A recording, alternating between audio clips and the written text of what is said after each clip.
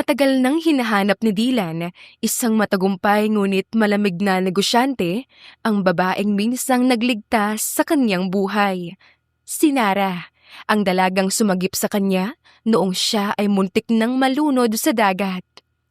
Sa isang gabing puno ng emosyon at pasasalamat, nauwi ang lahat sa isang mainit na tagpo na kailanman hindi na nasundan. At hindi na rin niya muling nakita ang babae. Lumipas ang ilang taon, naging abala si Dylan sa pagpapalago ng kanyang negosyo at paghahanda sa kanyang kasal sa isang elegante ngunit ambisyosang babae na si Bea.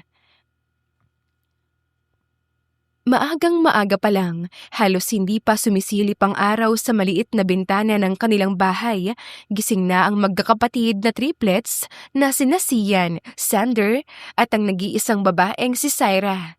12 taong gulang. Kuya, dahan-dahan lang. Baka magising si Mama. Mahinang sabi ni Syra habang tinatali ang buhok niya sa likod. Nakasuot siya ng simpleng bestida. Alam ko. Bulong ni Sian, hawak ang lumang kawali habang naglalagay ng tubig sa kalan. Ikaw, Sander, ayos na ba yung gata? Kunti na lang. Sagot naman ni Sander. Seryoso ang mukha habang hinahalo ang gata sa mangkok. Ayokong matabang. Gusto ko masarap para mas maraming bumili. Para kay Mama. Siyempre naman. Siyempre. Sabay na sagot ng 2 lalaki. Sa kabilang bahagi ng maliit nilang bahay, mahina ang pag-ubo ni Nara. Agad na natigilan ang 3. Mama! Mama! Halos sabay-sabay silang lumapit sa kama. Nakahiga si Nara, maputla ang muka, pawis na pawis kahit malamig ang umaga. Nanginginig ang kanyang kamay habang sinusubukang bumangon. Huwag na, Ma! Agad na hinawakan ni Syra ang kanyang kamay. Humiga ka lang po. Okay lang ako. Kayo, nagising na agad ah. Napahinga. Ma, kami na bahala.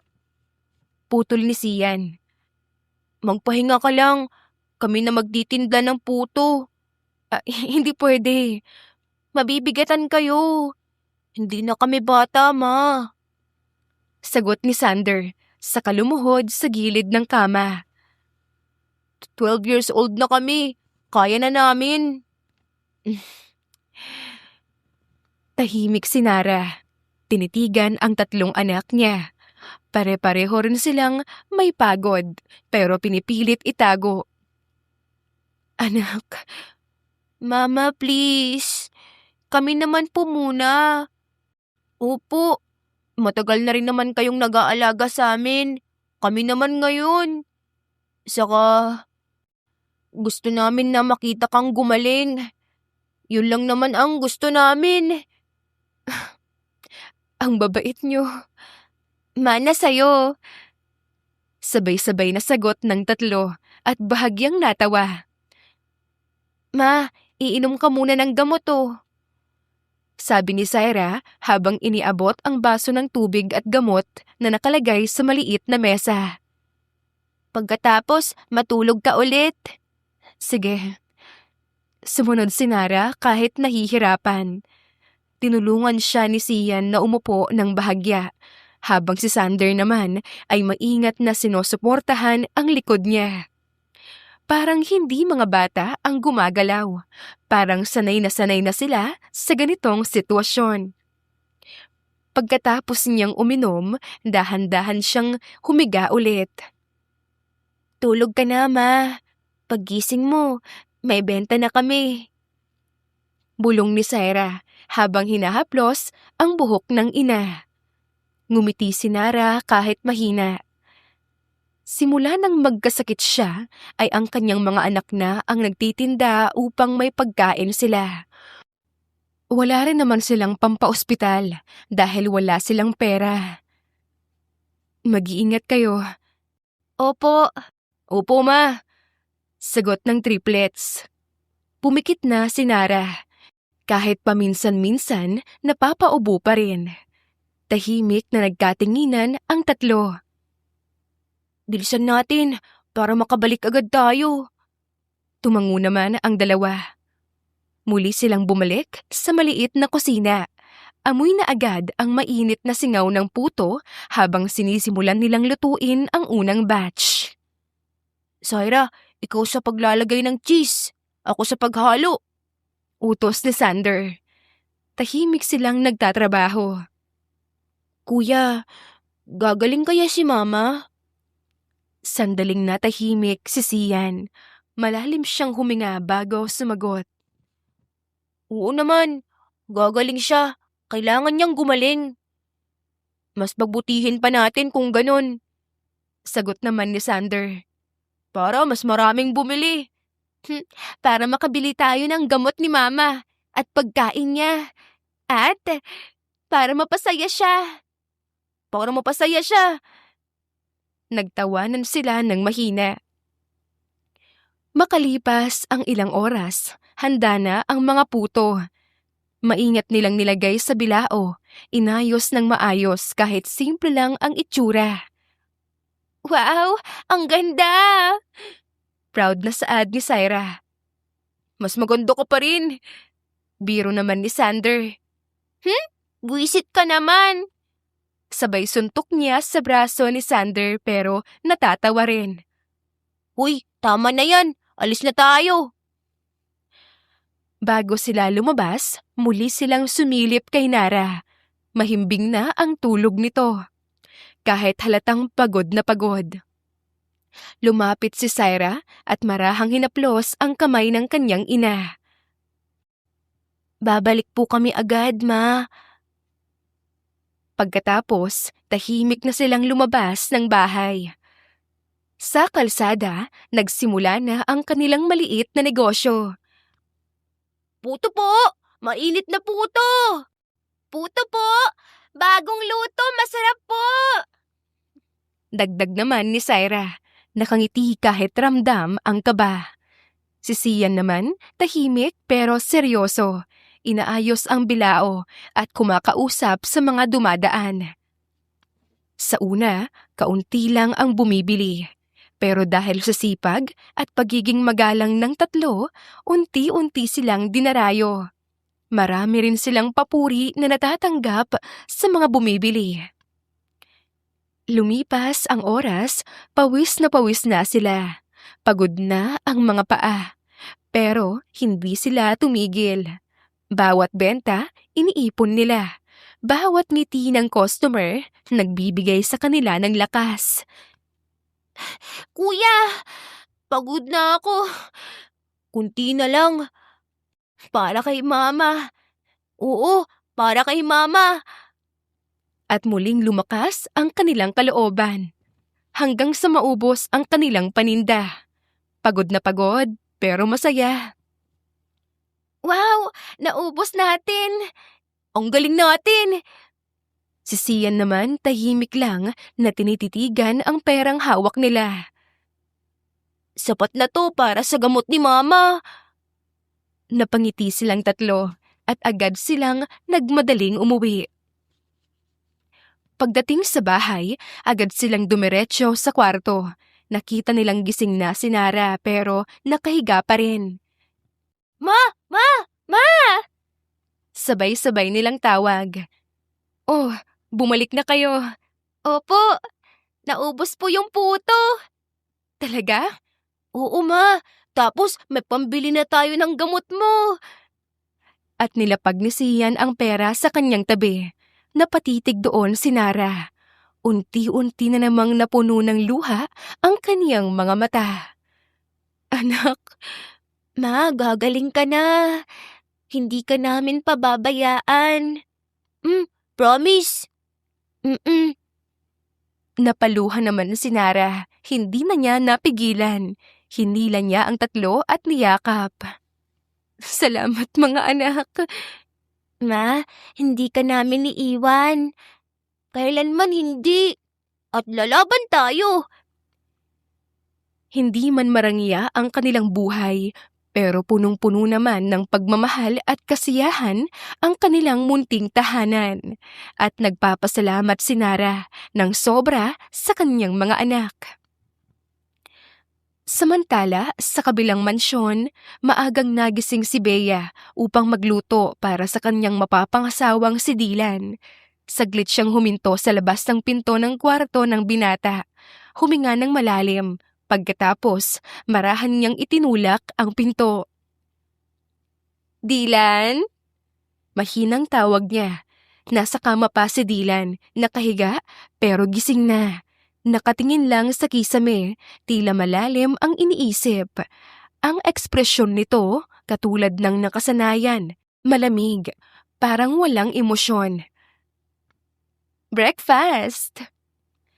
Pilit siyang ngumiti habang inilalapag ang tray sa maliit na mesa sa gilid ng kama. Hindi agad sumagot si Dylan. Bahagya lang itong tumingin sa kanya, tapos muling binalik ang tingin sa kisame. Hindi ako gutom. Sanay na si Bea sa ganitong sagot ni Dylan, pero kahit ganon, may kirot pa rin. Dylan, hindi ka pwedeng hindi kumain. May meeting ka pa mamaya, di ba? Please. Fine. Isang salita lang pero sapat na yon para gumaan ng kaunti ang pakiramdam ni Bea. Agad siyang naupo sa gilid ng kama, kinuha ang tray at inilapit sa kanya. Here, sabi ni Bea habang inaayos ang posisyon ng pagkain. Tahimik silang dalawa.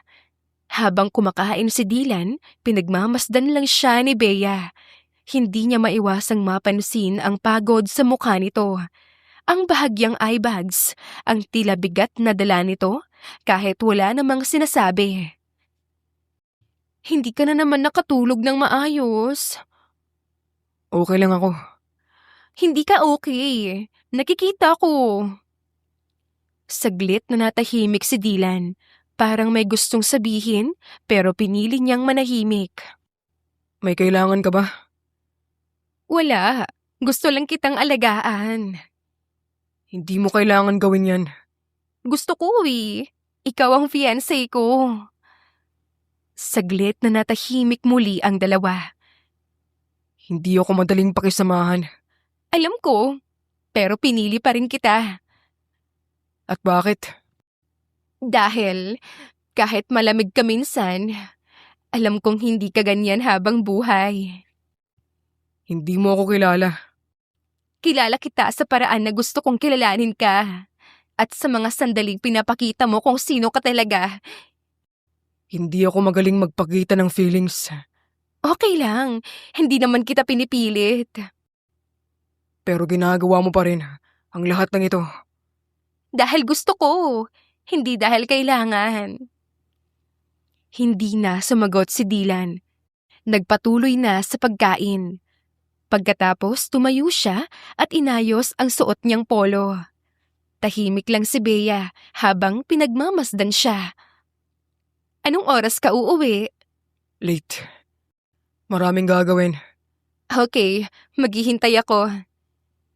Hindi agad sumagot si Dylan. Lumapit siya sa pintuan, hawak na ang susi ng kotse. Pero bago siya tuluyang umalis, nagsalita siya. Bea. Huwag kang maghintay kung pagod ka na. Hindi ako mapapagod. Bakit? Dahil ikaw ang hinihintay ko. Saglit na natigilan si Dylan, pero hindi na sumagot. Umalis na siya. Samantalang si Bea naman napangiti. Lalambot ka rin sa akin, Dylan, at gagawin ko lahat para matuloy ang kasal nating dalawa. Samantala, nakarating na si Dylan sa kanyang opisina. Nasa loob ng kanyang glass office si Dylan, seryosong nakatutok sa laptop habang binabasa ang isang financial report. Sanay na ang lahat sa ganito niyang aura. Sir? Tawag ng empleyado. Napatingin si Dylan ng marahan nang may kumatok sa pintuan. Come in. Pumasok ang isa sa kanyang empleyado, si Marco, bitbit ang ilang dokumento. Medyo kabado ang itsura nito, pero may bahid ng pilyong ngiti sa labi. Sir, ito po yung reports na pinapareview nyo. Iniabot niya ang folder. Kinuha naman iyon ni Dylan ng walang emosyon at agad binuklat. Leave it there. Opo, sir. Pero hindi agad umalis si Marco. Nanatili siya sa kaniyang kinatatayuan. Napansin iyon ni Dylan. May problema ba? Wala naman po, sir. Sagot ni Marco pero halata siyang may gustong sabihin. Unti-unting napatingin si Dylan sa kanya. Bahagyang nakakunot ang noo. Then why are you still here? Napakamot sa batok si Marco. Parang nagdadalawang isip kung itutuloy ang sasabihin. Sir, may ikukwento lang po sana ako. Hindi sumagot si Dylan pero ang titig niya parang nagsasabing magmadali ito. Ganito po kasi, sir. Kanina po kasi, habang papasok ako sa building, may nakita akong mga bata sa labas. 3 sila. Hindi interesado si Dylan. Bumalik siya sa pagbabasa. Sir, parang kamukha nyo. Doon bahagyang natigilan si Dylan pero saglit lang. Nagpatuloy siya sa pagbabasa. May mga magkakamukha talaga. Yun nga rin po yung una kong naisip. Pero sir, grabe. Yung isa lalaki. Sobrang hawig ng mata ninyo. Tapos yung isa pa, yung aura. Parang kayo rin nung bata pa kayo siguro. Napabuntong hininga si Dylan. Halatang naiinip na. Margo? Opo sir. Focus on your work. Opo sir, sorry po. Pero bago siya tuluyang umalis, muli siyang nagsalita. Pero sir, parang babaero kayo noon Kasi baka mamaya, may anak na pala kayo. Kamukha nyo kasi silang triplets. Biglang tumigil ang kamay ni Dylan. Dahan-dahan siyang napatingin kay Marco. Joke lang po sir. Baka kasi nagkaroon kayo ng anak sa ibang babae. Tama na. Sorry po sir. Get back to work. Opo. At dali-daling umalis si Marco ng opisina. Muling bumalik sa katahimikan ang paligid, pero hindi na katulad ng dati. Nanatili siyang nakatitig sa pintuan kung saan lumabas si Marco. Unti-unti niyang ibinaba ang hawak na papel. Triplets. Mahinang bulong niya. Hindi niya alam kung bakit pero may bumalik na alaala sa kanyang isipan. Isang gabi na matagal na niyang pilit nililimot.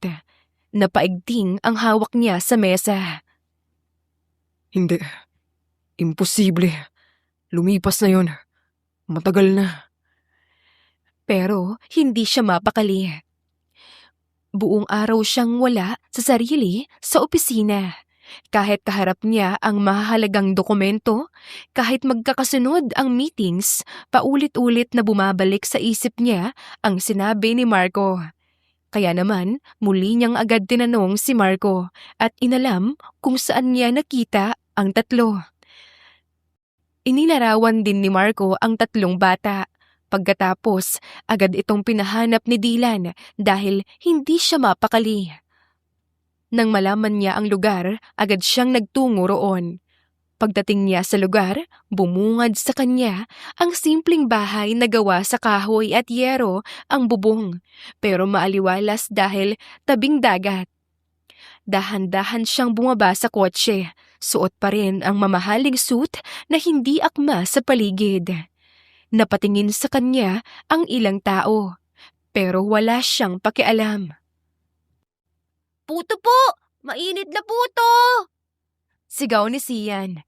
Napalingon naman si Dylan at napatigil siya nang makita ang 3 bata.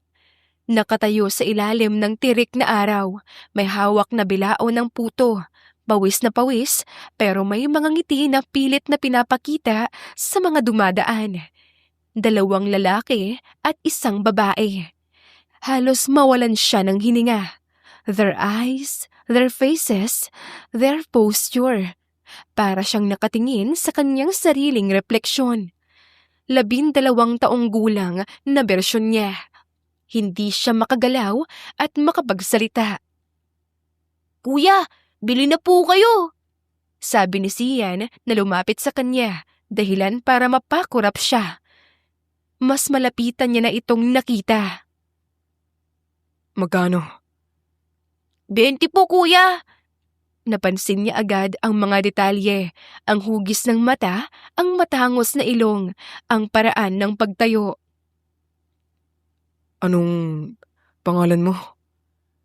Tanong niya, bahagyang yumuyuko para mapantayan ang bata. Sian po! Ikaw? Sander po! Ako naman po si Syra. Napansin ng 3 bata ang pagtahimik niya. Kuya, ayos lang po ba kayo? Okay lang. Kumuha siya ng pera mula sa bulsa. Hindi na niya tiningnan kung magkano. Iniabot niya ito sa kanila. Kuya, sobra po! Keep the change. Nagkatinginan ang 3. Salamat po! Salamat po! Sabay-sabay na sabi ng 3. Bakit kayo naglalako? Saglit na natahimik ang 3. Muling nagkatinginan, parang may pinag-uusapan sa kanilang tinginan, hanggang sa si Sian ang sumagot. Para po sa mama namin. Anong meron sa mama nyo? May sakit po kasi siya. Anong sakit? Hindi po namin masyadong alam, pero madalas po siyang nahihilo at hinihingal.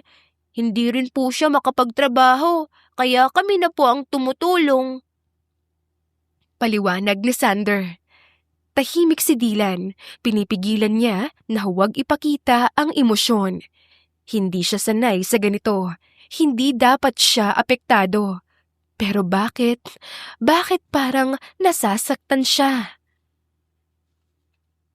Nasaan ang mama nyo ngayon? Nasa bahay lang po. Nagpapahinga. Diyan? Opo. Kuya? Hmm? Bibili pa po kayo? Napangiti siya ng bahagya. Isang ngiti na bihirang lumabas sa kanya. Hindi na. Pwede ba akong makilala ang mama nyo? Oh? Bakit naman po? Siguro, kaibigan ko siya.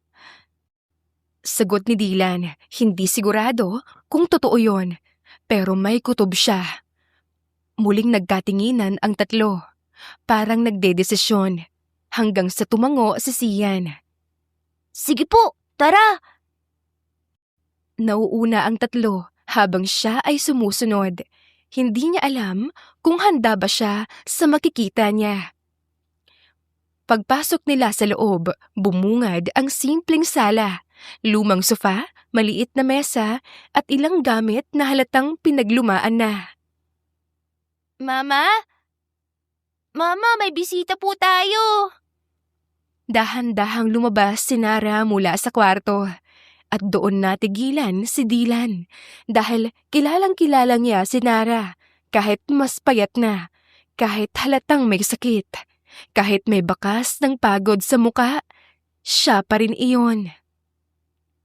Nara, Napatingin si Nara kay Dylan at unti-unting lumaki ang mga mata nito. Ikaw? Halos hindi rin makapaniwala ang boses ni Nara. Nakatayo ang binata sa gitna ng sala, hindi inaalis ang tingin kay Nara. Samantalang si Nara parang hindi rin makagalaw.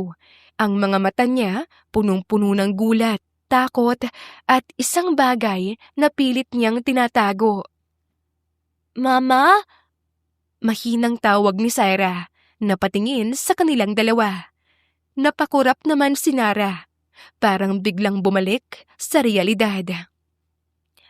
Sian, Sander, Syra, pwede ba kayong bumili muna ng tubig sa tindahan ni Aling Rosa? Pero mama, please.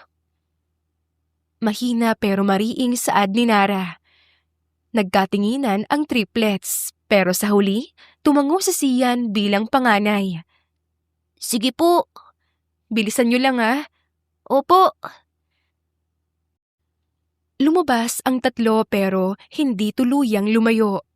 Sa likod ng manipis na dingding at bahagyang nakabukas na bintana, nanatili sila upang makinig. Hindi nila alam kung bakit pero pakiramdam nila may mahalagang bagay na mangyayari. Hindi mo sila dapat pinapaalis. Kailangan. Hindi pa sila handa. Handa sa ano? Sa katotohanan. Anong ibig mong sabihin? Na sa'yo sila. Anong sabi mo? Sa'yo sila, Dylan. Ang tatlong batang yun, anak mo. Nagbunga ang isang gabi natin noon. Imposible. Alam kong hindi mo na naaalala ng buo yung gabing yun. Pero ako, hindi ko makakalimutan. Bakit hindi mo sila dinala sa akin? Saan ko sila dadalhin? Sa lalaking baka hindi naman tanggapin ang mga anak ko? Anak natin. Anak ko muna sila. Ako ang nagpalaki. Ako yung nandito noong wala ka. Samantalang sa labas, nagulat naman ang tatlong bata sa narinig. Kuya, totoo kaya? Shh! Saad ni Sian pero halata ring apektado. Anak niya tayo. Nagkatinginan ang tatlo. Sa loob naman, huminga ng malalim si Dylan. At ngayon, ano ang plano mo? Ngayong nandito na ako. Wala. Hindi kita pipilitin. Hindi kita bibigyan ng obligasyon.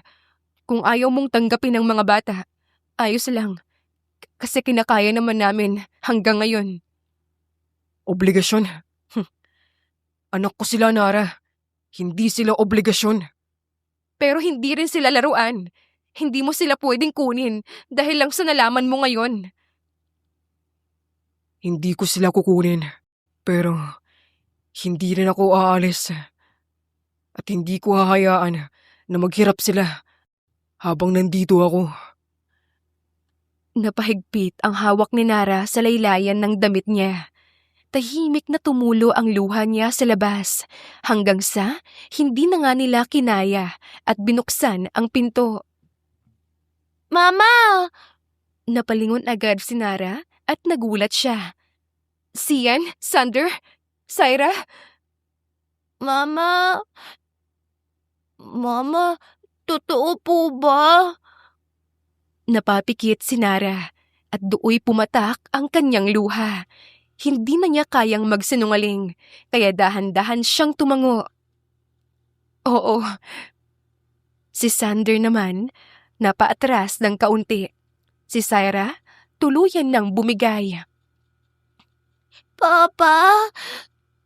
Dahan-dahang humakbang palapit si Dylan. Hindi niya alam kung tama ba ang ginagawa niya. Hindi niya alam kung karapat-dapat ba siya. Pero bago pa siya makapag-isip, tumakbo si Syra papalapit sa kanya at niyakap siya. Papa! Umiiyak na saad ni Syra. Nakabaon na ang muka sa dibdib ni Dylan.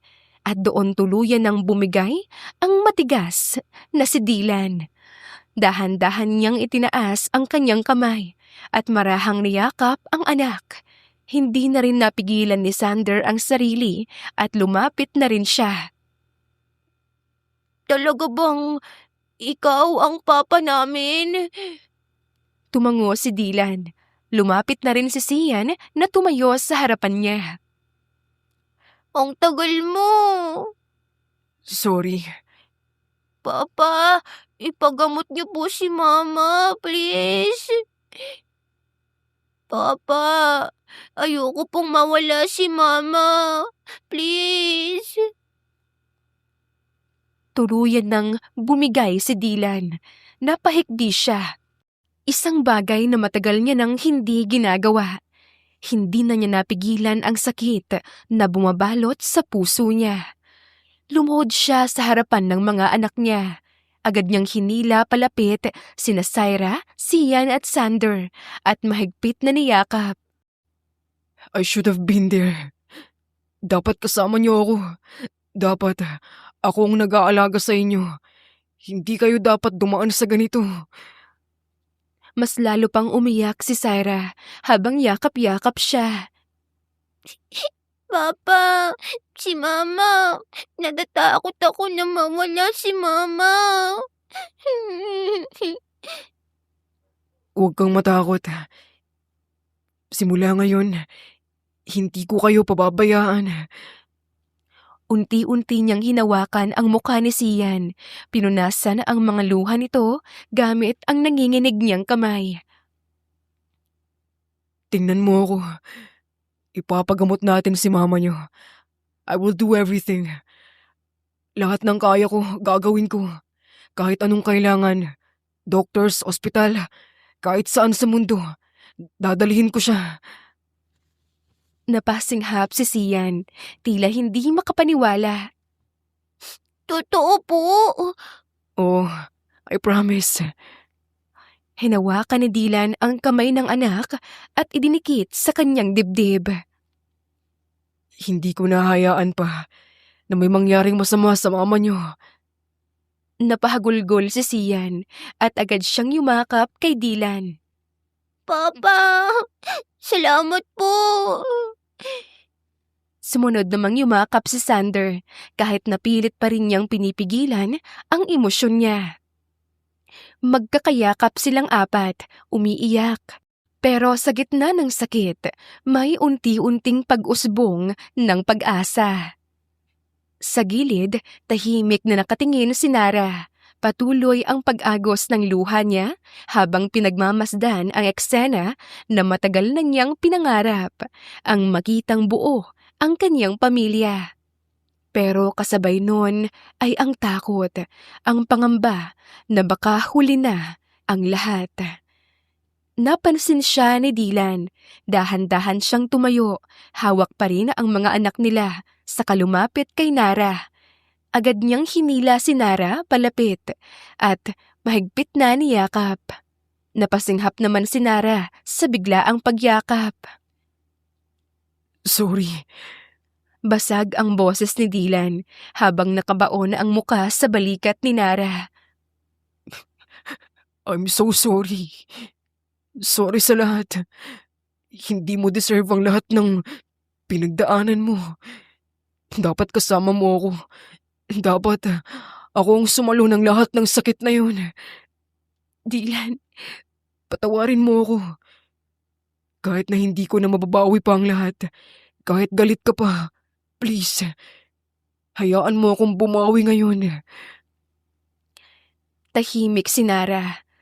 Sa loob ng maraming taon, kinimkim niya ang sakit, ang galit, ang pangungulila.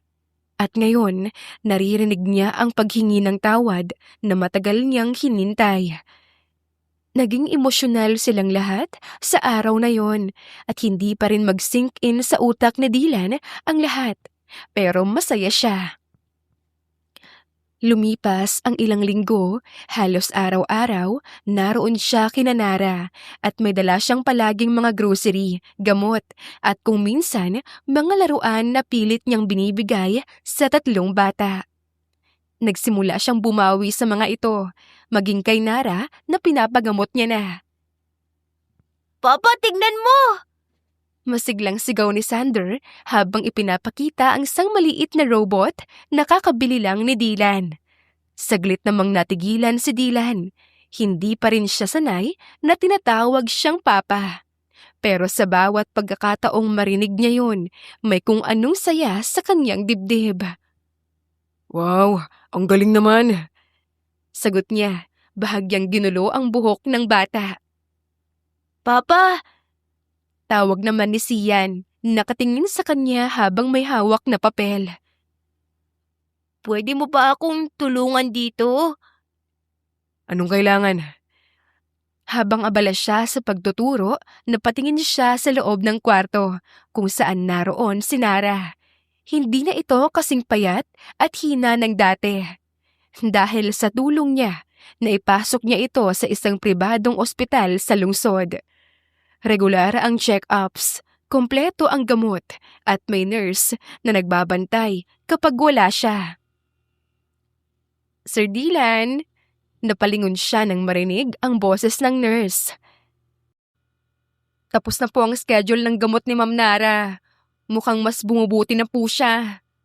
Good. Make sure na tuloy-tuloy ang treatment niya. Yes, sir. Pag-alis ng nurse, dahan-dahan siyang pumasok sa kwarto. Nadatnan niya si Nara na nakaupo na, nakasandal sa upuan habang nakatingin sa bintana. Ngunit nang maramdaman nito ang kanyang presensya, agad itong napalingon. Nagtagpo ang kanilang mga mata. Dylan, Kamusta ka? mas okay na. Salamat sa lahat. Kulang pa yung ginagawa ko na pagbawi sa inyo. Marami pa akong kailangang gawin. At salamat kasi hinahayaan mo ako. Pero habang bumabawi si Dylan sa kanyang mga anak, unti-unti naman siyang napapalayo kay Bea na napansin iyon. Dylan, we need to talk! Napapitlag si Dylan sa malamig na boses ni Bea. Nakatayo si Bea sa gitna ng sala, nakaayos, elegante ngunit halatang may galit sa mga mata. You've been distant. Weeks na. Hindi ka na umuuwi ng maayos, Dylan. Hindi ka na rin sumasagot sa calls ko minsan. Hindi agad sumagot ang binata. Tinanggal lang niya ang kanyang coat at nilapag sa mesa. Busy lang. Malamig niyang tugon. Busy? Or may iba ka ng pinagkakaabalahan? Anong gusto mong sabihin? Don't play games with me, Dylan. Ikaw ang lalaking kilala kong kontrolado ang lahat. So don't tell me, hindi mo kayang kontrolin ang oras mo. At isa pa, ilang linggo na lang, kasal na natin. Are you even happy? Iyon ang tanong na lalong nagpahinto kay Dylan. At kung may tinatago ka nga sa akin, you better tell me now. Dahil ayokong magpakasal sa lalaking hindi ko kilala. Dahan-dahang nagmulat si Dylan. Tumingin siya kay Bea. Alam naman natin na una pa lamang. Ayoko na sa kasal na to. Kaya bakit ka pa nagtataka kung pinaparamdam ko sa'yo na hindi kita gustong pakasalan?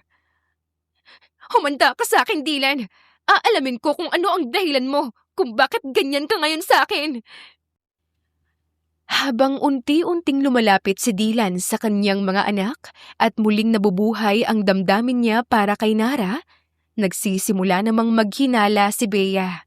At nang matuklasan nito ang katotohanan, gagawin niya ang lahat para hindi masira ang kanyang plano na maging Mrs. Saavedra. Isang umaga sa bahay ni Nara. Dahan-dahan lang. Inalalayan niya si Nara habang pinapaupo ito sa labas ng bahay sa kahoy na bangkong nakaharap sa dagat.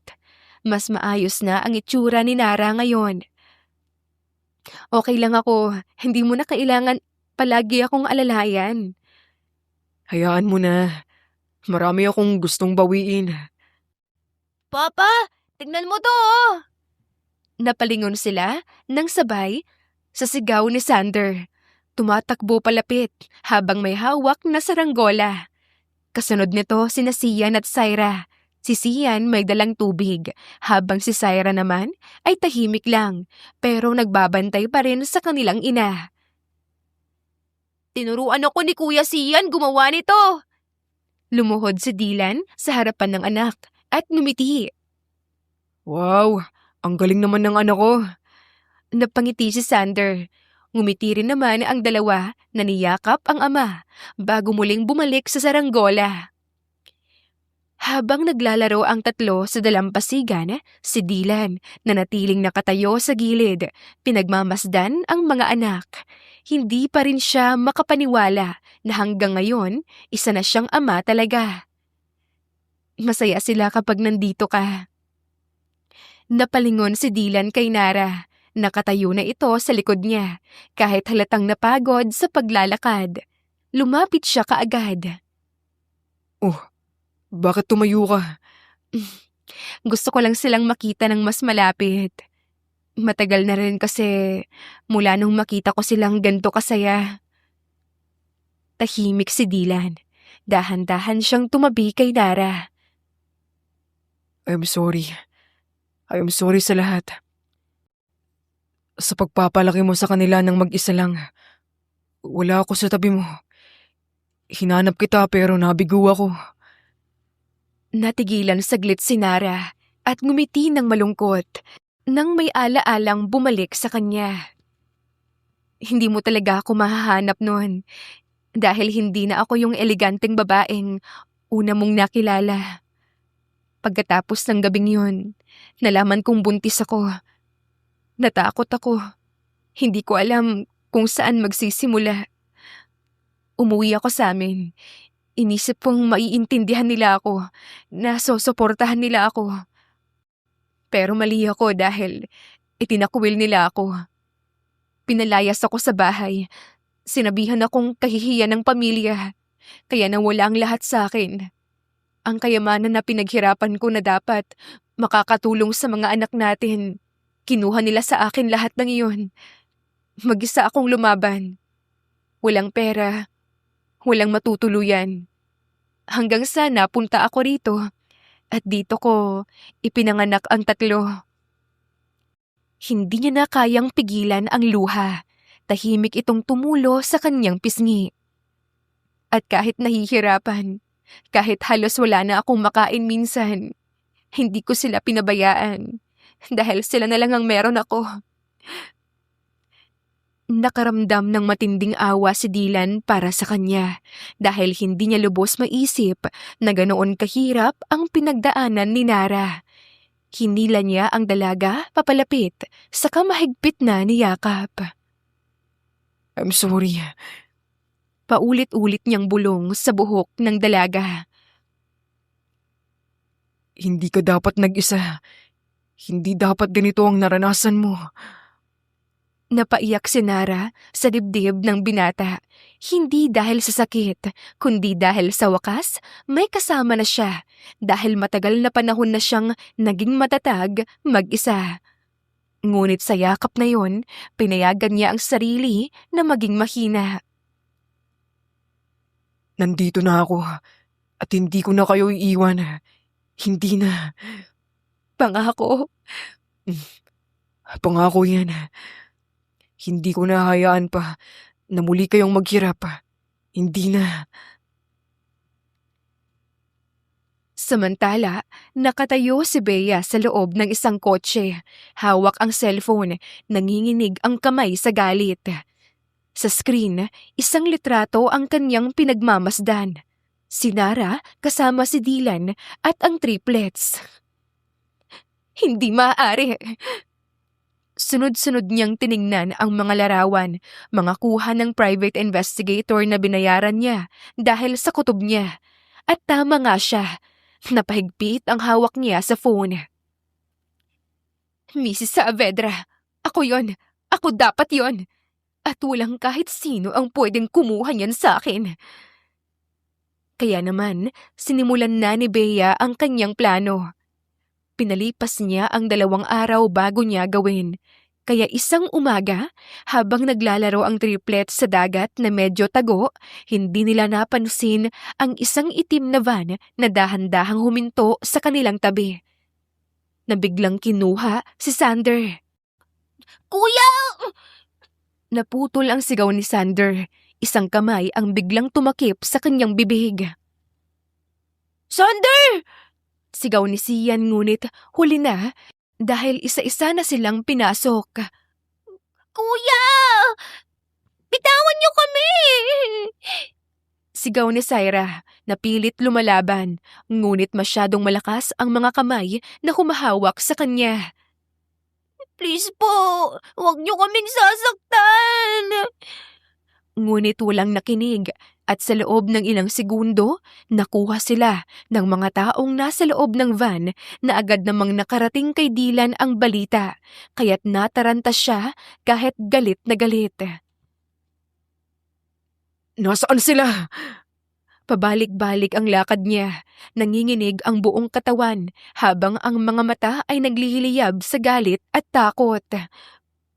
Dylan, kanina lang nandito sila. Sinong huling nakakita? Sir, may nakita raw pong van.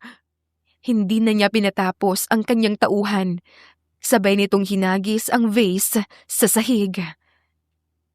Damit! Hindi siya makapag-isip ng maayos. Ang tanging laman ng utak niya ay ang mga anak nila ni Nara. Hanggang sa biglang tumunog ang cellphone niya kung saan tumatawag ang isang unknown number. Dahan-dahan niyang sinagot. Hello? At last, nasagot mo rin. Bea? Miss me? Nasaan sila? Anong ginawa mo sa kanila? Anong ginawa mo sa mga anak ko? Anak mo? So it's true. Bea, huwag mo akong paglaruan. Nasaan sila? Relax. Buhay pa sila. Anong gusto mo? At last, the real Dylan. The one I am about to marry. Hindi na mangyayari yun. Talaga? Sigurado ka? Dahil kung hindi ka magpapakasal sa akin, baka may mangyari sa mga anak mo. Makinig ka sa akin, Bea. Kung may mangyari sa kanila, Ano? Papatayin mo ako? Kaya mo ba? subukan mong saktan sila at makikita mo kung hanggang saan ang kaya kong gawin. Gosh, Dylan! I love it when you're like this. Pero tandaan mo, nasa akin ang alas. Ano bang gusto mo? Simple lang. Ituloy ang kasal. Hindi na mangyayari yan. Then say goodbye to them. Bea! Bea! Naputol ang tawag. Unti-unti niyang ibinaba ang phone at sa sandaling iyon, naramdaman niya ang yakap mula sa likod galing kay Nara na umiiyak habang nanginginig. Dylan, please. Hanapin natin sila. Ayokong mawala sila. Dahan-dahan siyang lumingon at nang makita niya ang luha sa mata ni Nara, tuluyang nagdilim ang kanyang paningin. Hinila niya ito sa isang mahigpit na yakap. Hindi nagdalawang isip si Dylan at kinausap niya ang mga magulang niya. Nagtipon ang pamilya ni Dylan sa malaking sala na siyang gulat na gulat sa nalaman. Triplets? Gulat na tanong ng kanyang ama. Napatingin kay Dylan. May 3 anak ka at ngayon lang namin nalaman. Yes, Dad. And they need me now. Tahimik ang ina niya, ngunit maya-maya lumapit ito at hinawakan ang kanyang kamay. Anak mo sila, apo namin sila, tutulungan ka namin. Nagkatinginan ang mga magulang niya at doon nagsimula ang kanilang plano. Nakipag-usap sila sa mga pulis.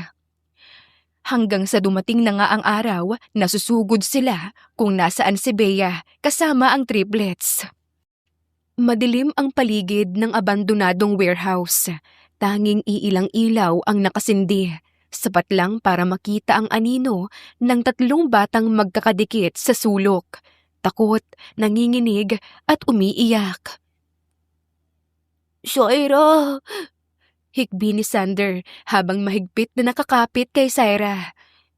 Gusto ko na kay Mama. Shh! Darating si Papa. Sinabi niya yun, di ba? Ngunit kahit sinasabi niya yun, hindi siya sigurado. Hindi niya alam kung talagang darating ba, kung maililigtas ba sila, kung mabubuhay pa sila. Kuya! Natatakot ako. Hinawakan ni Syra ang kamay ng dalawa. Hindi tayo pwedeng matakot, sabi ni Syra na pilit na naging matatag. Para kay Mama, kailangan natin maging matapang. Ngunit sa loob-loob niya, gusto na rin niyang umiyak. Hanggang sa biglang bumukas ang malaking pinto ng warehouse. Sumilay ang liwanag mula sa loob at doon nila nakita ang kanilang ama. Papa! Mahina ngunit puno ng pag-asang bulong ni Sander. Nakatayo si Dylan sa pintuan, matigas ang muka, naglalagablab ang mga mata sa galit. At sa likod niya, ang mga pulis, tahimik ngunit handa. Pero bago pa siya makagalaw, isang malamig na boses ang umalingaw-ngaw. Stop right there! Unti-unting lumabas si Bea mula sa dilim. Magulo ang buhok, namumutla ang mata, ngunit ang ngiti niya nakakakilabot. Ang aga mo naman. Miss mo na ba ako, Dylan? Bea, pakawalan mo sila. Pakawalan? Ganun lang kadali para sa'yo? Pagkatapos ng lahat? Lumakad siya palapit sa mga bata at kinuha niya si Syra. Hinila ito at tinutukan ng baril sa ulo. Syra! Bea! Don't move! Sigaw ni Bea, mas lalong idiniin ang baril sa ulo ng bata. Isang hakbang mo lang, babarilin ko siya. Nanigas si Dylan, nanginginig ang kamay niya. Hindi siya natatakot para sa kanyang sarili, kundi para sa anak niya. Please, Bea, huwag mo silang idamay. Too late. Sila ang dahilan kung bakit mo ko iiwan, di ba? Hindi. Don't lie to me.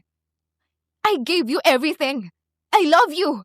I was willing to be your wife. At ngayon, ipagpapalit mo ako sa kanila. Tahimik si Dylan dahil hindi niya kayang magsinungaling. At siya, yung babaeng yon, ano ba ang meron siya na wala ako? Hindi to tungkol sa'yo. Tungkol to sa mga anak ko. Exactly. At kung wala sila, wala kang dahilan para iwan ako.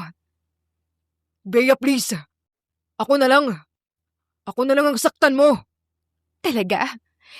Kaya mong mamatay para sa kanila? Oo. Too bad. Hindi kita papatayin. At sa kanya mas hinigpitan ang hawak kay Syra. Siya! Bitawan mo ko!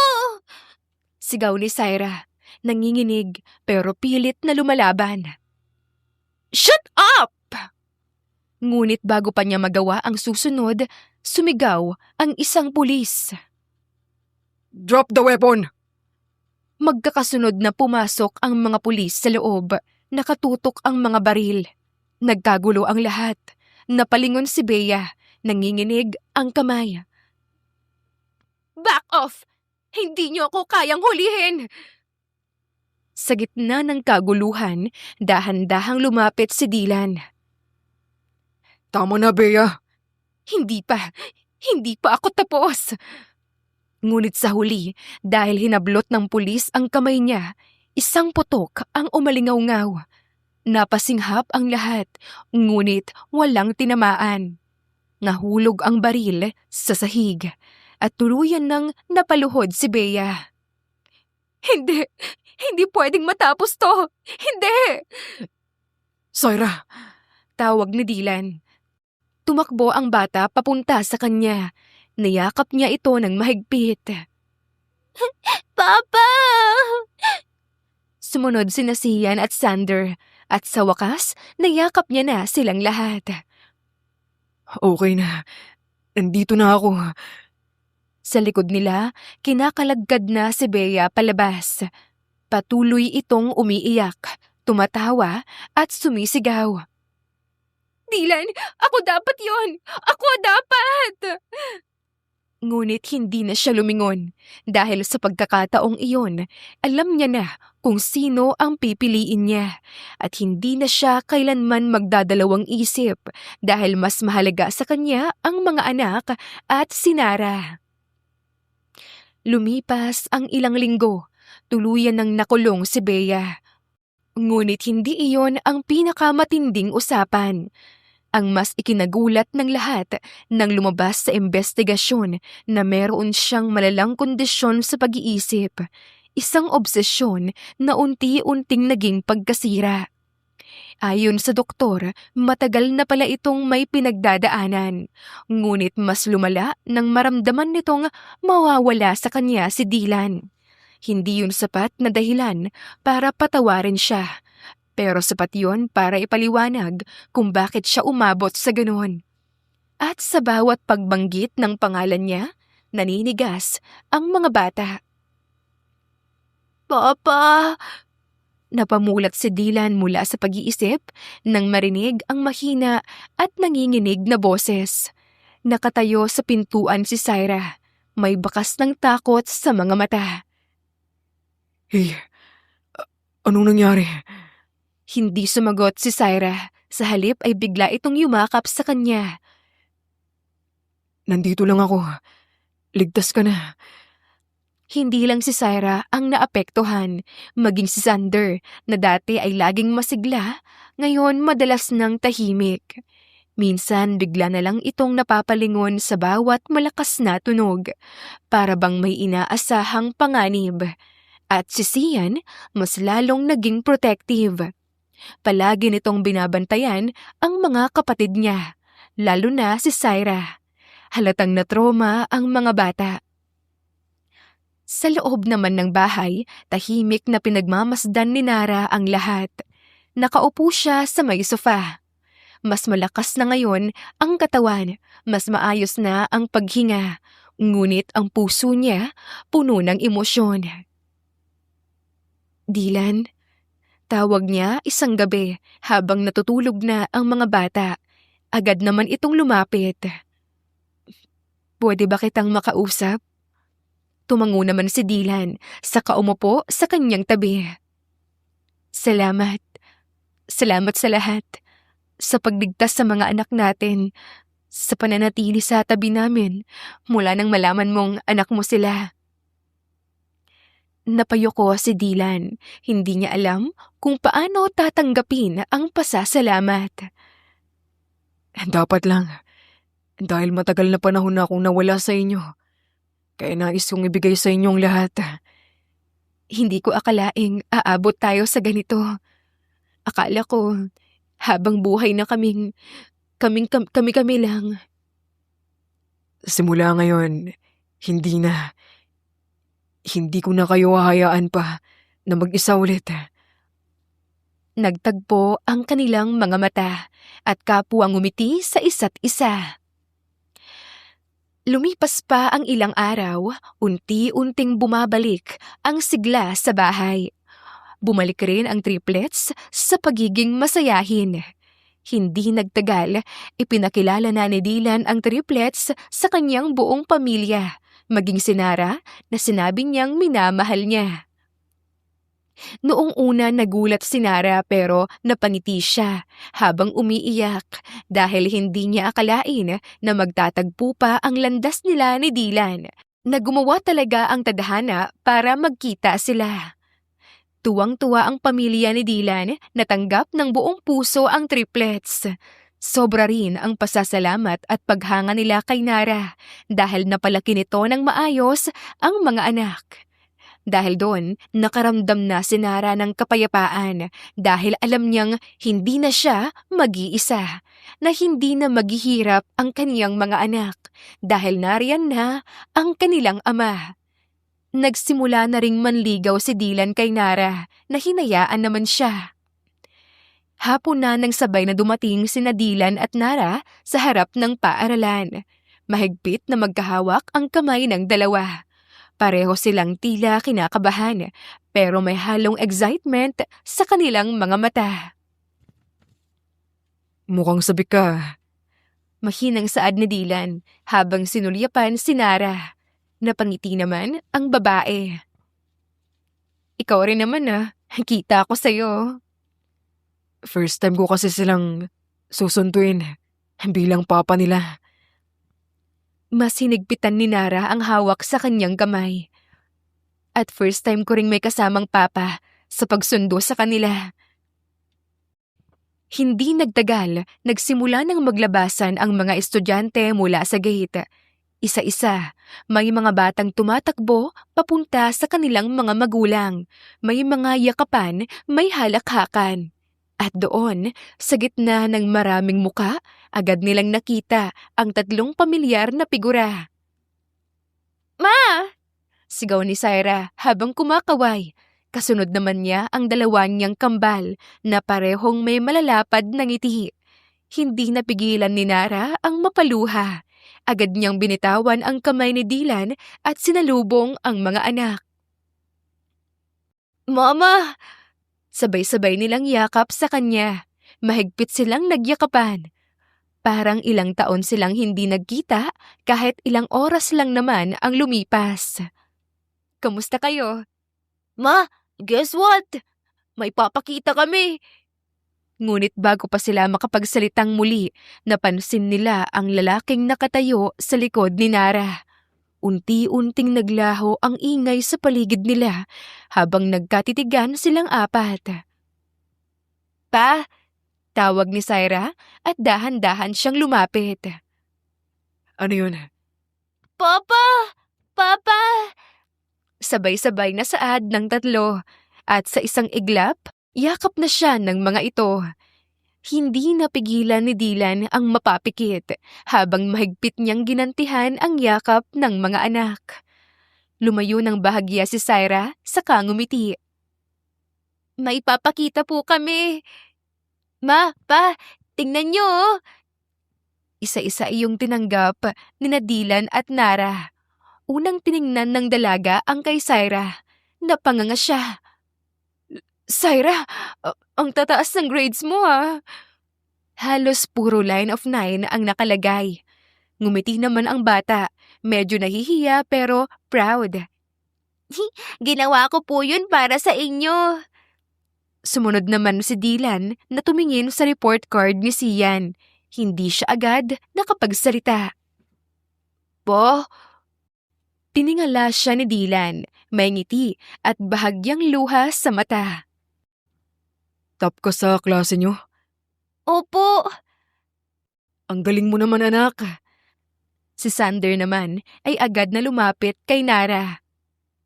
Ma, ako rin po. Sander, ikaw rin. Ang taas din Second po ako sa section namin. Mahiyaing saad ni Sander. Hindi na napigilan ni Nara ang sarili. Agad niya itong niyakap. Oh, sobrang proud ako sa inyo. Hindi lang din si Mama ang proud. Ako rin, no. Sobra akong proud sa inyo. Sandaling nanahimik ang apat habang magkakayakap. Pagkalipas ng ilang segundo, napangiti si Syra. Pa, pwede po ba tayong mag-celebrate? Siyempre naman. Ano bang gusto nyo? Ice cream, Jollibee, pizza. Uy, isa-isa lang. Lahat na lang pala. Today, kayo ang masusunod. Yay! Napatalon ang tatlo sa tuwa. Habang naglalakad sila palabas ng gate, hindi maiwasang mapansin ng ibang tao ang kanilang masayang pamilya. Habang hawak ni Dylan ang kamay ni Sian at Sander, si Nara naman ay hawak si Syra. Napatingin si Dylan sa kanila. Alam nyo, kahit gaano kahirap ang pinagdaanan natin, sulit lahat. Basta kayo ang kasama ko. Kami rin po pa. Masaya po kami kasi kompleto na tayo. At hindi na tayo maghihiwa-hiwalay. Huminto si Dylan sa paglalakad, saka lumuhod sa harapan nilang tatlo. Oo, hindi na. Pangako yan sa inyo. sa inyong lahat. Sisiguraduhin ko na magiging maayos ang buhay natin. Napangiti si Nara. May luha sa mata pero punong-puno ng pagmamahal. Lumipas ang 4 na taong punong-puno ng paghilom, tawanan, pag-asa at pagmamahal. Sa loob ng panahon na yon, mas lalong tumibay ang pundasyon ng pamilya ni Dylan at Nara. Lumaki ang triplets na puno ng pagmamahal, gabay at presensya ng parehong magulang. At ngayon, dumating na ang araw na matagal nang hinihintay ng lahat. Isang maliwanag na umaga, tahimik ang loob ng simbahan. Ang bawat upuan ay napuno ng mga mahal sa buhay, pamilya, kaibigan at mga taong naging saksi sa kanilang kwento. Sa harapan, nakatayo si Dylan, suot ang isang eleganteng itim na tuksido. Halata ang kaba sa kanyang mga mata, pero mas nangingibabaw ang saya. Paulit-ulit niyang hinihigpitan ang hawak sa kanyang kamay, tila pinapakalma ang sarili. Hanggang sa tumunog ang musika. Unti-unting bumukas ang pinto ng simbahan, at dooy lumitaw si Nara. Nakatayo si Nara sa dulo ng aisle, suot ang isang puting gown na tila hinulma para sa kanya. Ang bawat hakbang niya ay may kasamang kabog sa dibdib ni Dylan. Ngunit ang mas lalong nagpabigat sa emosyon ng sandaling iyon ay ang 3 kasama niya. Sa magkabilang gilid ni Nara ay ang kanilang mga anak. Si Syra na ngayoy dalaga na eleganteng naglalakad habang hawak ang maliit na bouquet. At sina Sian at Sander matikas sa kanilang kasuotan na may halong kaba at saya sa kanilang mga mata. Habang papalapit sila, hindi na napigilan ni Dylan ang mapaluha. Ngumiti si Nara kahit nangingilid ang luha. Pagdating sa harap, marahang hinawakan ni Dylan ang kamay ni Nara. Nagkatitigan sila. Parang bumalik ang lahat. Ang sakit, ang pagkawalay, ang muling pagkikita, ang pagbuo ng pamilya. At ngayon, ang pangakong hindi na sila maghihiwalay kailanman. Nagsimula ang seremonya. Tahimik ang lahat habang nagsasalita ang pari, hanggang sa dumating ang pinakahinihintay na bahagi. Bahagyang napalunok si Dylan. Hinawakan niya ang magkabilang kamay ni Nara, saka huminga ng malalim. Nara, hindi ko alam kung saan ako magsisimula. Kasi pakiramdam ko, kulang ang kahit anong salita para ipaliwanag kung gaano kita kamahal. 4 years ago, binigyan mo ako ng pagkakataon. Kahit na wala akong karapatan noon, tinanggap mo ako. Tinanggap mo ako bilang ama ng mga anak natin at bilang lalaking nagkamali. Hindi ko mababago ang nakaraan. Hindi ko may babalik ang mga panahong wala ako sa iyong tabi. Pero araw-araw, sinisigurado ko na bumabawi ako. Hindi lang bilang ama, kundi bilang lalaki na karapat-dapat sa'yo. Ipinapangako ko sa'yo na habang buhay kitang mamahalin, hindi lang sa mga araw na masaya tayo, kundi lalo na sa mga araw na mahirap. I will choose you every single day. Kahit gaano pa tayo magbago, kahit anong pagsubok ang dumating, ikaw at ikaw pa rin. I love you, Nara. Salamat sa hindi pagsuko sa akin at sa atin. Hindi na napigilan ni Nara ang sarili. Tuluyan nang bumagsak ang kanyang mga luha. Dahan-dahan siyang huminga bago nagsalita. Dylan, hindi ko rin alam kung paano ko ilalarawan ang lahat. Kasi, kung may nagsabi sa akin noon na darating tayo sa puntong to, hindi ako maniniwala. Hanggang sa dumating ka, I saw how you tried, how you changed. Kung paano mo minahal ang mga anak natin. At ako, hindi naging madali. Pero pinili natin ang isa't isa, araw-araw. Ipinapangako ko sa'yo na hindi na ako matatakot magmahal dahil ikaw ang kasama ko. I will stand by you sa lahat ng laban, sa lahat ng pangarap, sa lahat ng pagkukulang, at sa lahat ng tagumpay. Hindi lang bilang asawa mo, kundi bilang kaibigan mo, kakampi mo, at tahanan mo. Mahal na mahal kita, Dylan. Noon, ngayon, at habang buhay. Tahimik ang buong simbahan. Maririnig ang mahihinang hikbi ng ilang bisita. Maging ang triplets ay hindi na napigilan ang kanilang emosyon. Si Syra ay nakahawak sa dibdib, umiiyak habang nakangiti. Sina Sian at Sander naman, parehong tahimik, ngunit halata sa kanilang mga mata ang sobrang saya at pagmamalaki. Sa harap ng Diyos at ng mga saksi, kayo ay opisyal ng mag-asawa. Bahagyang napatawa si Dylan sa gitna ng kanyang luha. You may now kiss the bride. Hindi na naghintay pa si Dylan. Dahan-dahan niyang hinawakan ang mukha ni Nara, saka marahang hinalikan. Isang halik na puno ng pangako. Isang halik na sumisimbolo ng lahat ng kanilang pinagdaanan. Nang maghiwalay sila, agad silang niyakap ng kanilang mga anak. Congrats, Ma! Pa! Finally, talagang official na.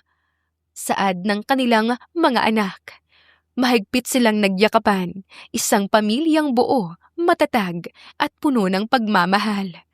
At sa gitna ng simbahan, sa harap ng lahat, hindi lang isang kasal ang naganap, kundi isang kwento ng pag-ibig na piniling ipaglaban at piniling manatili. Isang pangakong hindi na kailanman mababali. Ilang buwan ang lumipas, muli silang biniyayaan ng blessings. Isang tahimik na umaga, nakahiga si Nara, nakatitig sa kisame, habang hawak ang isang maliit na bagay sa kanyang kamay. Isang pregnancy test na nagsasabing buntis siya. Dahan-dahan niyang ipinikit ang kanyang mga mata, habang unti-unting pumatak ang luha sa gilid ng kanyang mga mata.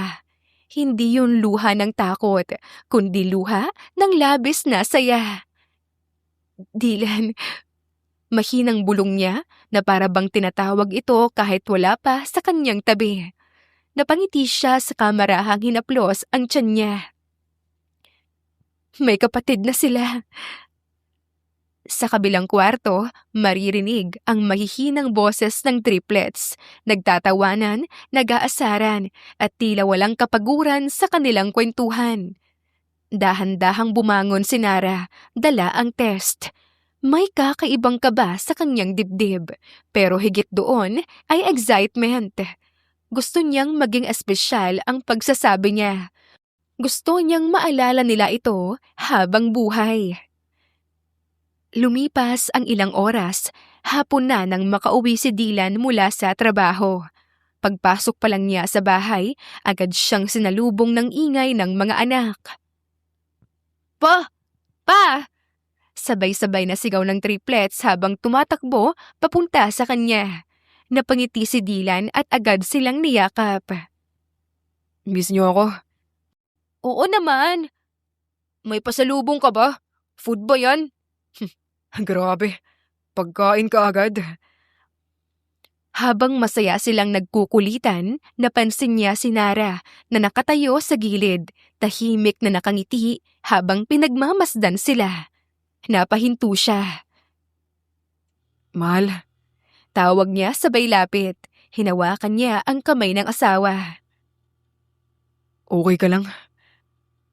May surprise ako. Surprise? Surprise? Sabay-sabay na sigaw ng triplets. Ano yun, Ma? Hali kayo. Upo muna kayo. Nagtipon silang 5 sa sala. Umupo si Dylan sa gitna, katabi ang asawa, habang ang triplets nakapalibot sa kanila. Ramdam ni Dylan ang kakaibang kaba. Ano ba to? Huminga ng malalim si Nara. Tumingin siya isa-isa sa kanilang mga anak, saka kay Dylan. Unti-unti niyang inilabas ang pregnancy test mula sa kanyang likuran. Hindi agad na proseso ng lahat ang kanilang nakita. Ano yan? Baby. Huh? Wait ma, totoo? Nanginginig na tanong ni Syra. Napatingin silang lahat kay Dylan. Nakatulala siya, hindi makapaniwala. Unti-unting napuno ng luha ang kanyang mga mata. Buntis ka? Mahal ko? Mm-mm. Thank you. Thank you. Thank you so much. May baby na ulit tayo. Samantala ang triplets nakatayo pa rin, tila hindi pa rin makapaniwala. Magkakaroon na tayo ng kapatid? Oo. Sagot ni Nara, nakangiti sa gitna ng luha. Biglang tumakbo si Sian at niyakap silang dalawa. Ma, congrats! Finally, talagang magiging ate na ako. Si Sander naman, tahimik na lumapit, sa kamarahang yumakap sa kanilang lahat. Hindi na tayo 5, 6 na tayo. Mas lalong humigpit ang yakapan nilang 5. Punong-puno ng emosyon ang sandali, punong-puno ng pasasalamat. Unti-unting lumayo si Dylan, saka hinawakan ang kamay ni Nara. Akala ko, kumpleto na ako noon. Pero mas lalo pa palang pwedeng sumaya. Lumuhod siya sa harapan ni Nara, sa kamarahang inilapit ang kamay sa tiyan nito. Lumapit rin si Syra at marahang hinawakan ang tiyan ni Nara. Hello baby, ate mo ko. Kuya mo ako, tuturuan kita mag-basketball. At ako, poprotektahan kita. Sabi ng triplets. Napangiti naman ang mag-asawa habang pinagmamasdan ang kanilang mga anak. Hindi na ito basta lang pamilya. Isa na itong tahanan na punong-puno ng pagmamahal. Isang tahanang patuloy pang lumalaki. At sa gitna ng kanilang yakapan, sabay-sabay nilang naramdaman ang isang bagay. Ang bagong buhay, ang bagong simula, at ang panibagong dahilan para magmahal ng higit pa. Lumipas ang mga buwan, unti-unting lumaki ang tiyan ni Nara. Kasabay ng mas lalong paglaki ng pagmamahal sa loob ng kanilang tahanan. Sa bawat araw, mas lalo niyang nararamdaman kung gaano siya kahalaga sa pamilya niya. Hindi dahil buntis siya, kundi dahil mahal na mahal siya ng mga taong nasa paligid niya. Isang umaga, marahang nagmulat ng mata si Nara. Agad niyang naramdaman ang lambot ng kama at ang init ng kumot na tila maingat na inayos sa kanya. Napangiti siya. Ang aga naman. Bago pa siya tuluyang makabangon, bumukas ang pinto ng kwarto. Isa-isang pumasok ang triplets. May daladalang tray ng pagkain. Good morning, Ma! Masayang bati ni Syra. Napakunot noon naman si Nara pero hindi napigilan ang pagngiti. Ano to? Breakfast in bed po. Healthy to Sinigurado namin na pwede sa'yo. Wow, nag-effort pa talaga kayo. Hindi pa yan lahat. Bigla namang singit ni Dylan mula sa pinto. Napalingon si Nara. Nakatayo ang asawa niya. May hawak na isang baso ng fresh juice at isang maliit na mangkok ng prutas. Napailing si Nara, natatawa habang pinapanood silang lahat.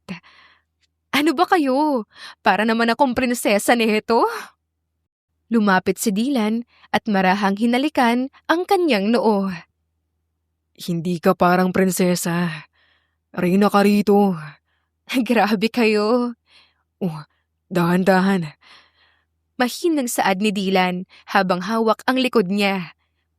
Habang kumakain si Nara, nakapalibot sa kanya ang 4, parang mga bodyguard na nakabantay sa bawat galaw niya. Ma, tikman mo to. Ma, tubig. Dahan-dahan lang. Napatawa naman si Nara. Guys, kaya ko pa naman. Alam namin, pero gusto lang naming siguraduhin na okay ka.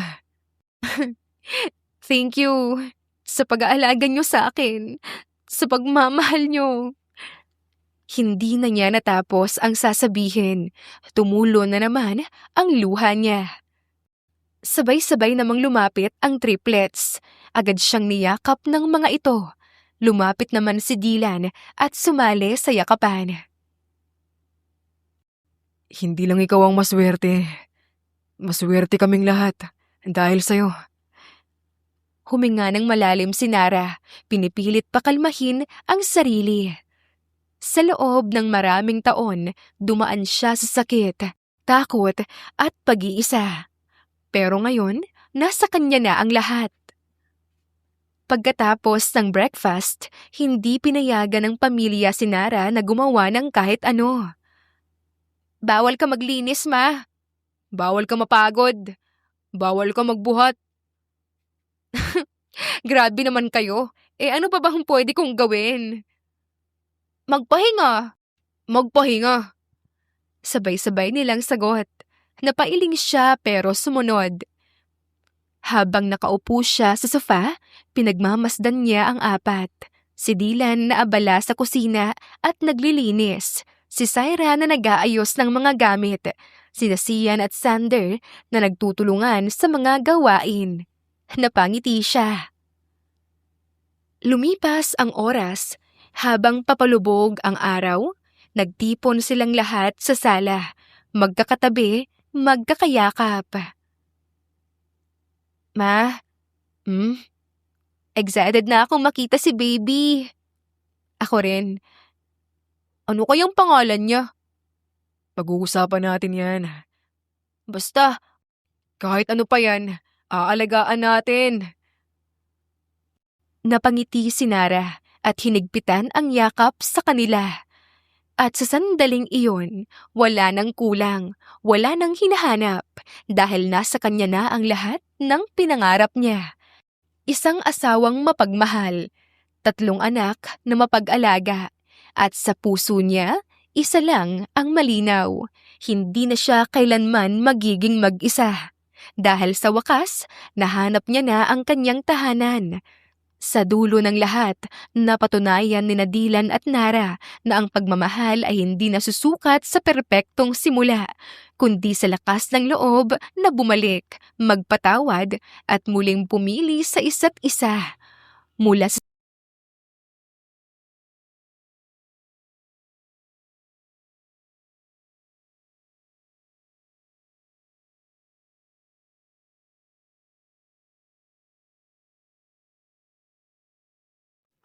Presbyteros Rose, Maria Evangelista, Eli Evangelista Anderson, Marisa de los Reyes of Saudi Arabia, Conchita Alos Rage, Ana Flor Saico, Christian Fidelino, Judith Castro, Beth Sardina, Jelly Tampos, Fatma Mansul, Senenor Zame, Flor Cabrera of Santa Rosa, Laguna, Liliano Bebe,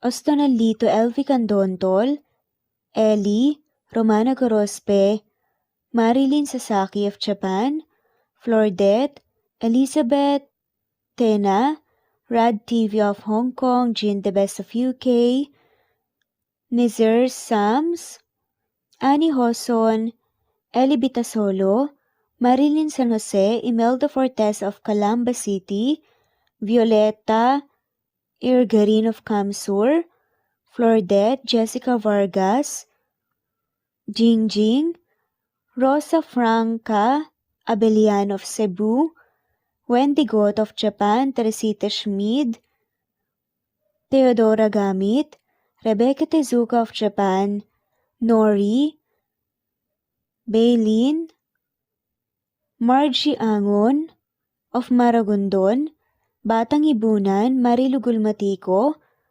Leda Dapito, Geraldine Ana Victoria Linley of Macau, Marites Nitura, Reynante Salamania, Pasita Eliazar, Jingjing Nazareno, Gina Monge, Rosemary Vasquez, Mercy Villantes, Freda Reyes, Teresita Loida Gabas, Christian Fidelino, Ellie, Wilma Dargantes, Teresita de los Santos, Teodora Gamit, Rosemary, Romana, Leonisa, Kidim, Jean Debes, Eddie Codillian of Winnipeg, Canada, Flor, Ellie, Emily, Elila, Merlin, Leonisa Azotes, M. Season Vlog, Princess Rocker, Emma Gura,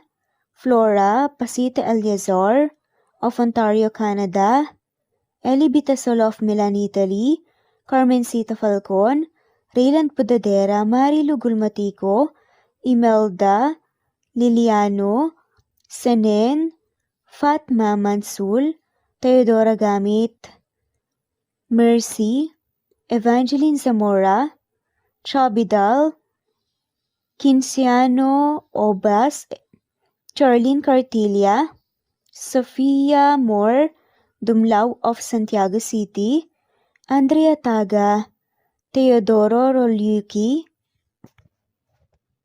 Ligaya Calvo, Maria Teresa Rosendo Corpin, Nida Rojas, Stephanie Arroyo, Kidim, Bonifacio Quinzon, D.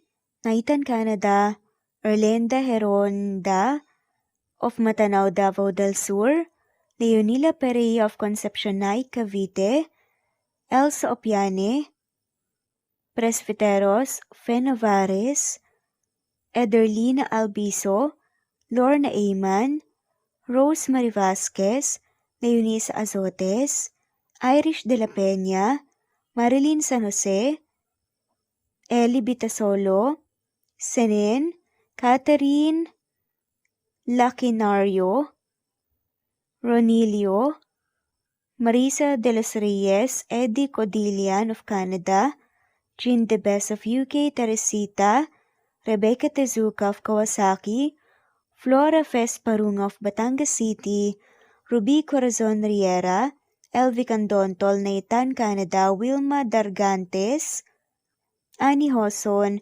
Romana, Flor, Teodora Gamit, Nizer Sams, Emily Borak, Evangeline, Yana Binyon, Kimberly Ann Kempis, Teodora Gamit, Merlilyn Carmen Calunod, Christy Cabrera, Edralina Gatyoan, Nori, Teresita Schmid, Liliano Bebe, Rosalinda Isidro, Leonora Pandakila, Mary Jean Malunes, Maria Anita Saltarin, Marlene Bosico, Pasita Eliazar, Celia Harabejo, Lovely Angel, Maria Elena Barosa, Chari Patata, Susan Melinda Gelit, Gloria Lucas of Poblacion Norte, Licab, Nueva Ecija, Francis Pilapil from Binganonan, Rizal, Ruby Corazon, Chabidal, Mary Joy Sabaresa, Lebuna Arnel, Angie, Reder, Kinciano Ebas, Lucia Baldo, Ara Adhani, Yamasuka, Evangeline Bautista, Mary Joy, Rodrigo Valerio of Balanga City, Bataan, Rosal, Rosalie, Ana Flor Saico, Carlo Gayorgor, Kelly Tampos, Rosemary Vasquez Presbiteros Rose, Eli Evangelista Anderson, Fe Navares, Ostonalito Catherine, Ara Adhani, Jean Debes of UK, Lily Sales, Rose Mebucadon of Saudi Arabia, Ellie, Liliano Bebe of Italy, Lily, Loida Gabas, Ellen Cervantes of Malolo City, Bulacan, Evangeline Zamora, Jennifer Odias of Claveria Miss Oriental, Nori, Annalyn Divina Gracia, Merlilyn Linley Nora Balias of Siargao Island, Meding, Elvi Candontol, Wilma Dargantes, Helen Murillo, Ara Adhani, Carmencita Falcon, Ederlina Albiso, Florence De Leon, Rebecca Tezuka, Annie Hoson, Matea Ejes, Nancy Navarra, Teresita Schmid, Mercedita San Jose of Antipolo City, Princess Rocker, Marilu Gulmatico, Ana Victoria, Imelda Forteza of Calamba City, Jan Lulete, Batang Ibunan, Pinay, Elsa Kimura, Fatima, Ellie Ramirez of Caloocan, Liliano, Saida, Flordet, Helen Murillo, Jelly Tampos, Senen Orzame, Elaila, Leonisa Azotes of Bacolod City, Pasita Eliazar, Romana Gorospe, Flor Cabrera of Laguna, Carmencita Falcon, Ronilio, Conchita Alcos, Rosemary Vasquez, Eli Bitasolo of Milan, Italy, Marilyn San Jose, Fe Navares, Annie Hoson, Evangeline Zamora, Imelda Taay, Charlene Cartilia, Julieta Hermosura, Elvi Candontol, Teresita Schmid, Marilyn Sasaki, Christina, Jessica Vargas, Christian Fidelino, Marie Cristal Hilario, Elsa Opiane, Princess Rocker of Riyadh, KSA, Marisa de los Reyes, Merlilyn, Juliet Panlilio, Daisy Blaza, Susan of France, Mercy Villantes, Renalyn Obenza, Wilma Dargantes, Not Green Fox, Carmelita Mendoza, Marilyn Babula, Berry, Liliano Bebe, Presbyteros Rose, Medel Talon, Jane, Lani Pardillo, Marlene Kayanan, Leonisa Azotes, D. Marie Ramos, Araceli Lilio Saria, Miras Channel, Raquel Epe, Gina Tutor, Jane Hartley, Sunshine Sotalbo, Maricel Cabigon, Merlin Baroza, Gina Marayo, Merlin Rodel Obejero, Hans, Cecilia Comoda, Tahani Vlog, Merlin, Kuya Atok, Maria Merly Brogada, Marilu Cabantak, Filipina, Eileen, Mercedita San Jose, Lovina Galang, Lilian, Teresita de Jesus, Monina Aviles, Yula Pedrona, Romana Gorospe, Rosemary Vasquez, Marley Lazaraga, Leonisa Azotes, Jocelyn Tancinco, Estelita Mahia, Ding Lege,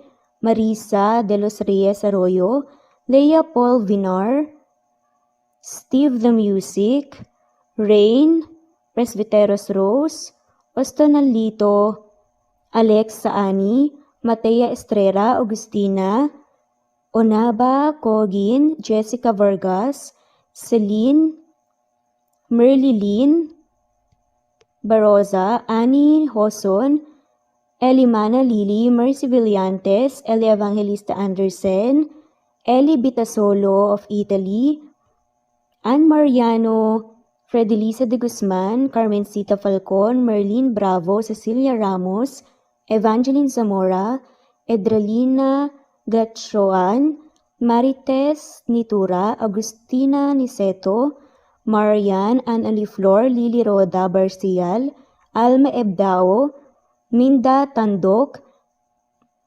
Flores, Melinda Sano, Thelma Mora, Juliet Panlilio, Edna, Elvi, Delia, Fenavares, Sally Lariano, London Villas, Danica Selga, Lani Pardillo, Teresita Schmid, Charlie, Nora Bell Evans, Roger, Lloyd Dasalon, Bella, Nelly Ortiz, Mary Rose Carillo Jesusa, Enday Samante, Enday Lebra, Yolanda Tejida, Honey Villasenor, Pesi, Marichan, Ann Mariano, Wilma Guzman, Gabrielio, Liu, Maria Rica Natividad, Melanie Juan, Anita Hernando, Teresita Arevalo,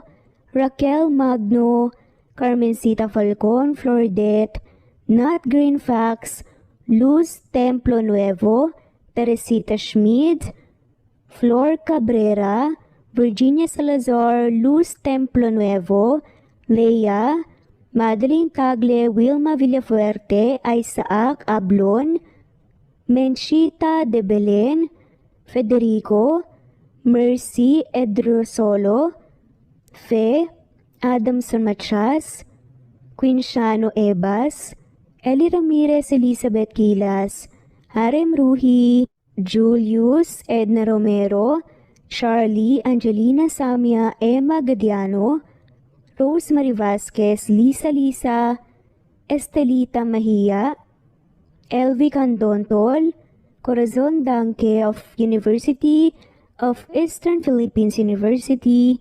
Teresita, Neil Bacolor, Evangeline Zamora, Charlie Jane Clemente, Susan Upaga, Susan Rodrigo, Fred Deliza de Guzman, Juby Hernandez, Helen Murillo, Edarlina Fahil, Rosie, Juliet Kaday, Kuya Atok, Betty Losnong, Crescen, Susana, Tessie, Rumbawa, Lovina Galang, Aida Jurado, Emily Kinlog, Mirna Hamero, Liz Berito, Gabrielio, Juan Spotify, Imelda Fortes of Columbus City, Larry Malapaya, Dance, Remy's Life Official, Ellie Evangelist Anderson, At shoutout na rin po sa lahat na mawalang sawang sumusubaybay. Sa mga gusto pong magpa-shoutout, i-comment lamang po ang inyong pangalan at kung tigisan po kayo para ma-shoutout kayo sa next video. Thanks for listening. Muli ito ang Cat Amazing Stories. God bless everyone.